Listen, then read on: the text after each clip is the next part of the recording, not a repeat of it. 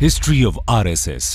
दोस्तों 1925 में एक डॉक्टर ने एक ऑर्गेनाइजेशन बनाया जिसका एम था हिंदू सोसाइटी को ब्रिटिश अट्रॉसिटीज के अगेंस्ट तैयार करना।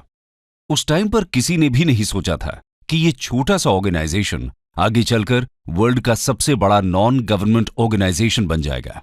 जी हां, हम बात कर रहे हैं राष्ट्रीय स्वयं सेवक संघ यानी आरएसएस की, जो 2025 में 100 साल की हो जाएगी। आरएसएस ये एक ऐसा नाम है जिसका जिक्र होते ही राजनीति के गलियारों की धड़कन बढ़ जाती है।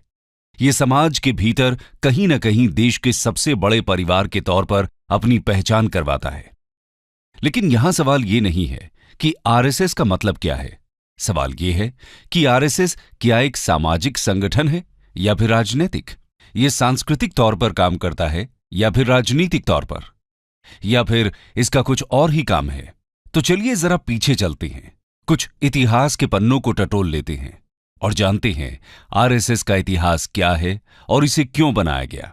साथ ही ये भी कि आज इसका जिक्र करना इतना इंपॉर्टेंट क्यों है। आइए शुरू करते हैं। हिस्ट्री ऑफ राष्ट्रीय स्वयं सेवक संघ आरएसएस। साल 1907।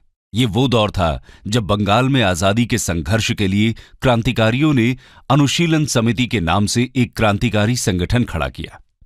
नागपुर से डॉक्टर की पढ़ाई करने आए केशवराम बलराम हेडगेवार भी इस संगठन का हिस्सा बने और जेल भी गए।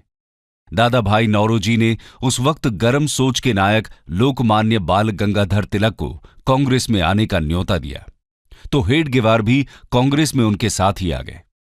हेडगेवार ने कांग्रेस के साथ काफी समय तक काम किया, लेकिन 1917 में टर्की के खलीफा की गद्दी छिन जाने के विरोध में पूरे हिंदुस्तान में खिलाफत मूवमेंट की शुरुआत हो गई और गांधी जी की अगुवाई में कांग्रेस ने भी इसका समर्थन किया।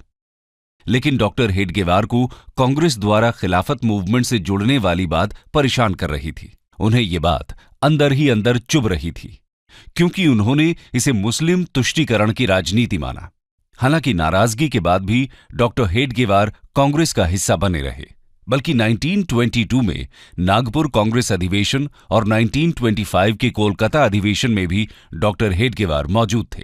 लेकिन इस घटना के बाद डॉक्टर हेडगेवार के दिमाग में कुछ और ही चल रहा था।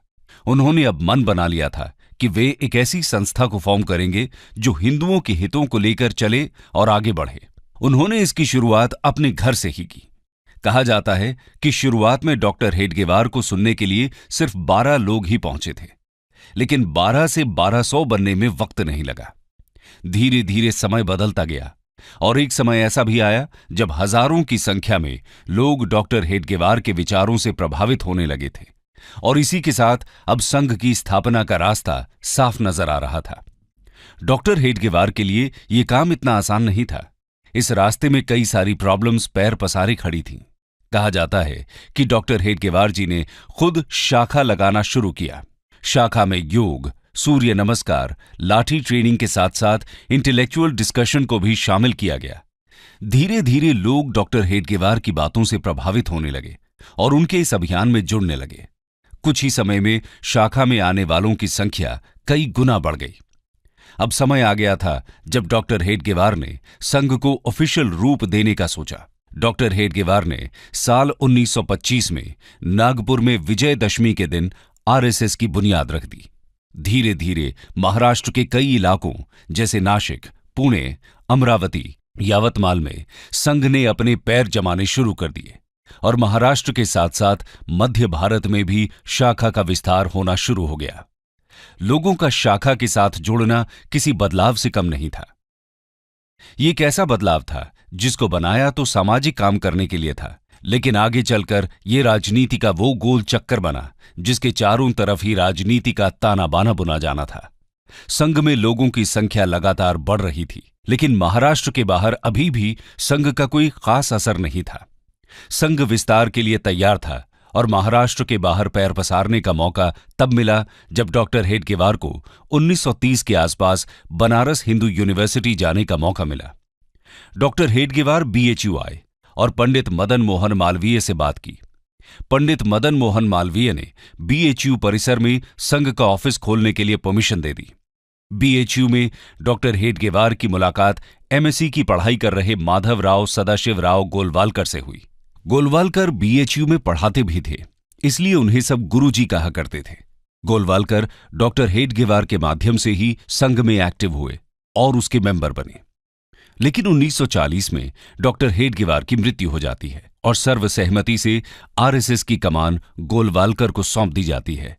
गोलवालकर की लीडरशिप में आरएसएस के विचार दिल्ली, कोलकाता, चेन्नई और लाहौर के साथ साथ पूरे देश में फैलना शुरू होते हैं। आइए अब जानते हैं कि आरएसएस कैसे काम करता है और इसकी शाखाएं कहां-कहां फैली हुई हैं। Organisational setup of RSS. RSS की कंस्ट्रक्टिव अरेंजमेंट की बात करें तो आरएसएस 11 पार्ट में बटा हुआ है। हब यानी केंद्र, रीजन यानी क्षेत्र, प्रोविंस यानी प्रांत, डिपार्टमेंट यानी विभाग, डिस्ट्रिक्ट यानी जिला, तालुका, टाउन यानी नगर, ब्लॉक यानी खंड, सर्कल यानी मंडल, ग्राम, ब्रांच यानी शाखा। वहीं अगर आरएसएस की ब्रांच यानी शाखा की बात करें तो ये 5 तरह की हैं। पहला, प्रभात ब्रांच, इसमें मॉर्निंग में सभी की मीटिंग होती है। दूसरा है इवनिंग ब्रांच। तीसरा ब्रांच है नाइट ब्रांच।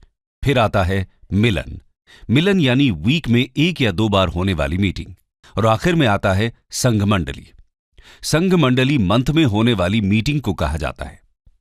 दोस्तों, आपको यह जानकर हैरानी होगी कि संघ में करीब 1 करोड़ से ज्यादा ट्रेन्ड मेंबर्स हैं। संघ परिवार के अंडर 80 से ज्यादा छोटे बड़े संगठन आते हैं। अकेले उत्तर प्रदेश में आरएसएस के 8,000 से ज्यादा ब्रांच हैं। केरला जैसे स्टेट में जहां हिंदू पॉपुलेशन कम है, वहां भी आरएसएस के करीब 5,000 ब्रांच हैं। ये तो बात हुई देश के अंदर की। वहीं दुनिया के 40 से ज्यादा कंट्रीज में आरएसएस की 57,000 ब्रांचेस हैं। इसके साथ ही इन सभी ब्रांचेस में डेली 50 लाख से ज्यादा मेंबर्स आते हैं। देश की हर तहसील और 60,000 गांवों में हर रोज संघ की ब्रांचेस लगती हैं। आप सोच रहे होंगे ये ब्रांचेस क्या हैं? तो बता दें कि ब्रांच या शाखा सुबह शाम होने वाली मीटिंग को कहा जाता है, जो किसी भी खुले ग्राउंड में 1 घंटे की लगती है। इन्हीं ब्रांचेस को आरएसएस की बुनियाद माना जाता है और इसी वजह से इतना बड़ा आरएसएस संगठन चल रहा है। यहां रोज सुबह शाम शाखा का आयोजन होता है, जहां सारे वॉलंटियर्स एक दूसरे से मिलते हैं। इस दौरान सभी प्रेयर करते हैं, योग और गेम्स खेलते हैं। साथ ही ये लोग प्रेयर और कल्चरल एस्पेक्ट्स पर चर्चा भी करते हैं।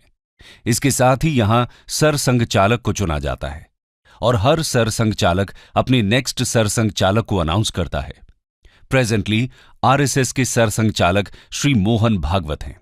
बता दें कि जो संघ में अपने मन से आता है उन्हें स्वयं सेवक कहा जाता है।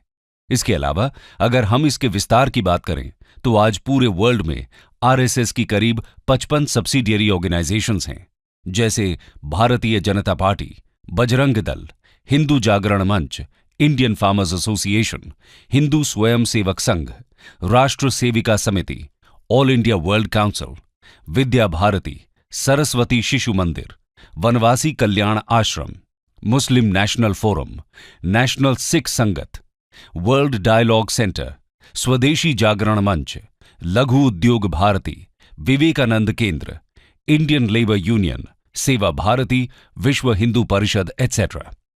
लेकिन आरएसएस का काम क्या है और भारतीय समाज में इसका क्या योगदान रहा है, आइए जानते हैं। Functions and contributions of RSS. दोस्तों, आरएसएस समाज सेवा और सुधार के साथ साथ राहत और रिहेबिलिटेशन के काम करता है। ये काम डिजास्टर साइट और जरूरतमंद इलाकों में संघ के वॉलंटियर्स देते हैं। इसके अलावा देश में कास्टिज्म को खत्म करना और कल्चरल नेशनलिज्म को बढ़ाना भी संघ का मकसद है। इसके लिए संघ मैगजीन निकालता है, जिन्हें लाखों लोग पढ़ते हैं। इनमें मेन मैगजीन ऑर्गेनाइजर और पंचजन्य है। इसके अलावा संघ टीनेजर्स और चिल्ड्रन के लिए देवपुत्र नाम की मैगजीन भी निकालता है। अगर बात करें आरएसएस के अभी तक के योगदान की, तो भारत में कश्मीर विलय के वक्त जब नेहरू सरकार कुछ असमंजस की स्थिति में थी, तो उस वक्त सरदार पटेल द्वारा हेल्प मांगने पर आरएसएस प्रमुख गुरु गोलवालकर ने ही महाराजा हरि सिंह से बात की थी, जिसके बाद महाराजा हरि सिंह ने विलय के लिए दिल्ली लेटर भेजा था। इसके अलावा दादरा और नगर हवेली और गोवा के भारत में विलय के दौरान भी संघ ने बहुत इंपॉर्टेंट रोल प्ले किया था। 22 जुलाई 1954 को दादरा को पोर्चुगीज से मुक्त कराया गया था। 28 जुलाई को आरएसएस लीडर वाकनकर की लीडरशिप में स्वयंसेवक्स ने नारोली पुलिस स्टेशन पर हमला बोल दिया और पोर्चुगीज स्टाफर्स को ओवरपावर करते हुए उन्हें सरेंडर करने के लिए मजबूर कर दिया। लिबरेशन फोर्सेस को इस तरह आगे बढ़ता देख पोर्चुगीज फोर्सेस कैप्टन विर्गिलियो फिडाल्गो के नेतृत्व में राजधानी सिल्वासा की तरफ रिट्रीट कर चुकी होती है। लिबरेशन फोर्सेस फिडाल्गो से सरेंडर करने के लिए कहते हैं और इनके मना करने पर बड़ी संख्या में आरएसएस स्वयंसेवक्स और लिबरेशन फोर्सेस के बाकी मेंबर्स सिल्वासा की तरफ मार्च करते हैं। पोर्चुगीज भाग जाते हैं और स्वयंसेवक 2 अगस्त 1954 की सुबह पोर्चुगीज का फ्लैग उतारकर भारत का तिरंगा यहां फहराते हैं। इस तरह पूरा दादरा नगर हवेली पोर्चुगीज के कब्जे से मुक्त कराकर भारत सरकार को सौंप दिया जाता है। 1962 में जब इंडो चाइना वॉर हुआ, उस वक्त भी संघ ने आगे आकर आर्मी की हेल्प की। आर्मी रूट्स पर नजर रखना, एडमिनिस्ट्रेशन की हेल्प, आर्मी का खाने का इंतजाम करना और साथ ही साथ आर्मी फैमिलीज की हेल्प करने जैसे काम आरएसएस द्वारा किए गए। उनके इस काम को पूरे देश के लोगों ने अप्रिशिएट किया। आरएसएस के इस काम को देखते हुए पीएम नेहरू ने 1963 के रिपब्लिक डे परेड फंक्शन में स्पेशली आरएसएस को इनवाइट किया। 2 दिन के नोटिस पर 3000 स्वयं सेवक ने अपनी यूनिफॉर्म में राजपथ पर मार्च पास्ट किया। इतना ही नहीं, 1965 में इंडो पाक वॉर के दौरान भी तत्कालीन पीएम लाल बहादुर शास्त्री ने संघ को याद किया था। उस वक्त घायल जवानों को सबसे ज्यादा ब्लड संघ के ही स्वयं सेवकों ने दिया था। साथ ही कश्मीर में एयर स्ट्रिप्स से स्नो हटाने का काम भी संघ के स्वयं सेवकों ने ही किया था। इसके अलावा 1971 में ओडिशा में आए भयानक साइक्लोन से लेकर भोपाल गैस ट्रेजेडी तक, 1984 में सिख दंगों से लेकर Gujarat earthquake, tsunami catastrophe, Uttarakhand floods और कारगिल वॉर में घायल लोगों के रेस्क्यू ऑपरेशंस तक संघ ने आगे आकर अपनी सेवाएं दी। हमेशा संघ ने आगे फोर फ्रंट में खड़े हो लोगों की सेवा की है और सिर्फ इंडिया ही नहीं, इवन नेपाल, श्रीलंका और सुमात्रा में भी संघ ने अपनी सेवाएं दी हैं। आरएसएस द्वारा इतना सब करने के बावजूद वो हमेशा कंट्रोवर्सी में फंसती रहती है। उस पर हमेशा से राजनीति में हस्तक्षेप करने के इल्जाम लगते रहे हैं और इसे सरकार द्वारा बैन करने की मांग उठती रही है। आइए जानते हैं इसे कब कब बैन किया गया है। When was RSS banned? दोस्तों, समय समय पर आरएसएस आलोचना और विवादों में घिरता रहा है। पहली बार जब 1948 में नाथुराम गोडसे ने महात्मा गांधी की हत्या कर दी तो पंडित नेहरू ने इसके लिए आरएसएस को जिम्मेदार ठहराया और इसे बैन कर दिया गया। दूसरी बार 1975 में इंदिरा गांधी ने जब देश में नेशनल इमरजेंसी लगाई थी, उस वक्त भी आरएसएस पर बैन लगा दिया गया था। तीसरी बार 1992 में जब बाबरी मस्जिद को गिरा दिया गया, उस वक्त आरएसएस को बैन किया गया। हम कह सकते हैं कि एक सामाजिक संगठन होने के बावजूद आरएसएस का हमेशा से इंडियन पॉलिटिक्स से गहरा नाता रहा है। आइए आरएसएस और इंडियन पॉलिटिक्स के इस कनेक्शन को समझने की कोशिश करते हैं। RSS and politics. आजादी से पहले और आजादी के बाद भी आरएसएस पॉलिटिक्स से न चाहते हुए भी जुड़ा रहा है। 1975 में इमरजेंसी के वक्त आरएसएस का नाम बड़े लेवल पर पॉलिटिक्स में दिखा। इसके अलावा यह भी बहुत कम लोग जानते हैं कि राजीव गांधी को भी एक वक्त पर आरएसएस के आगे झुकना पड़ा था। दरअसल ये बात 1989 की है, जब राम जन्मभूमि को लेकर छिड़े विवाद में राजीव गांधी को अपनी सत्ता जाती दिखाई देने लगी थी। उस वक्त राजीव गांधी ने आरएसएस से अयोध्या को लेकर बात करने की कोशिश की थी, लेकिन आरएसएस ने राजीव गांधी से किसी तरह की बात करने से मना कर दिया था। संघ उस समय अयोध्या को राजनीति में नहीं घसीटना चाहती थी, जिसके बाद राजीव गांधी सत्ता से बेदखल हो गए। इधर लाल कृष्ण आडवाणी ने वीपी सिंह की सरकार का साथ दिया, लेकिन वीपी सिंह ने जब रिजर्वेशन का दांव खेला तो सारे पासे पलट गए। इस वक्त संघ को एक बड़ा झटका लगा। झटके में ही सही, संघ को यह महसूस हो गया कि राजनीति को अयोध्या जाना ही होगा। इस दौरान रिजर्वेशन की आग फैली तो राजनयिक हलचल मच गई। संघ भी एक्टिव हुआ और विश्व हिंदू परिषद के साथ मिलकर अयोध्या राम जन्मभूमि आंदोलन में साथ देने का फैसला कर लिया। दोस्तों, राजनीति की वजह से आरएसएस हमेशा आलोचना से घिरा रहा है। ऐसा इसलिए क्योंकि आरएसएस वीर सावरकर की आइडियोलॉजी फॉलो करता है, जिसकी वजह से आलोचकों ने हमेशा से संघ को right wing fascist radical Hindu organisation कहा है, जबकि आरएसएस पॉलिटिकल अपीसमेंट के खिलाफ हिंदुओं के हितों को उठाता है। देखा जाए तो आरएसएस की कोई सेट मेजर फिलॉसफी नहीं है, लेकिन आरएसएस 4 तरह की मेन फिलॉसफीज को फॉलो करता है। पहला, अखंड भारत। आरएसएस का मानना है कि आदिकाल से बांग्लादेश, पाकिस्तान, श्रीलंका, म्यांमार, अफगानिस्तान और ईरान तक भारत फैला हुआ था। ये सब अखंड भारत का हिस्सा हैं। दूसरा है इंटेग्रल ह्यूमनिज्म। ये फिलॉसफी दीनदयाल उपाध्याय जी ने दी थी। इस फिलॉसफी के अंतर्गत इंसानियत को सबसे आगे रखने की बात कही गई है। साथ ही ग्रामीण विकास, सोशल डेवलपमेंट और रियलिस्टिक मॉडल को अपनाने पर जोर दिया गया। थर्ड है हिंदुत्व, यानी हिंदू धर्म को सर्वोच्च मानना। आरएसएस का मानना है कि भारत में निवास करने वाले सभी लोग कहीं न कहीं हिंदू धर्म के ही फॉलोअर्स हैं। संघ तिरंगे की जगह भगवा ध्वज को अपने कार्यक्रम में यूज करता है। इसी वजह से उसके ऑफिस पर तिरंगा नहीं फहराया जाता। अक्सर इस वजह से आरएसएस कंट्रोवर्सी में फंसता रहता है।